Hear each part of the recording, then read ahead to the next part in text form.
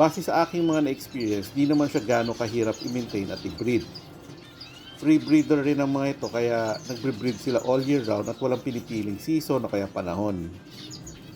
Hindi pihikan ng mga star sa mga nest nila at saka sa mga nesting materials kaya madali silang maitlogin sa breeding cages o kahit sa mga malaki or mixed aviary. Nagsisimula sila mag-breed after ilang weeks pagkatapos sila mag-molt at pagka nag-bond sila at nagpares, pag nangitlog na yan, masasabi ko na tuloy-tuloy ang pagbubuga ng mga starfinches nyo.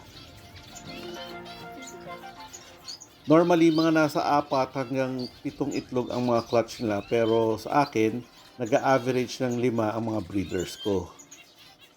May mga pares ako na naglilimlim ng mga itlog at meron ring hindi. Pero dahil nga may mga society finches naman ako, kahit papano ay napaparami ko pa rin naman sila. Actually, nagagamit ko pa nga sila paminsan-minsan sa pagpo-foster ng itlog o kaya inakay ng mga shaft tail. Katulad ng karamihan ng finches, ang itlog nila ay lilimliman nila ng 14 days bago mapisa. After 17 to 20 days mula sa pagkapisa, ay bababa na rin sila sa mga pugad. Pero patuloy pa rin silang susubuan ng mga hanggang 2 to 3 weeks bago sila matutong tumuka ng seeds.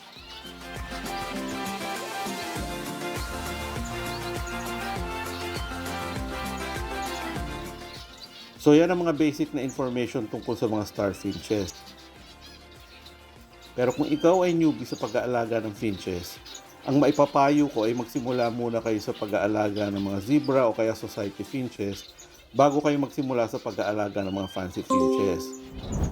Hindi naman ito para i-discourage kayo pero bukod kasi sa mas mahal ng mga fancy finches, ay talaga namang mas madali rin kumuha ng experience sa pag-aalaga ng mga zebra finches.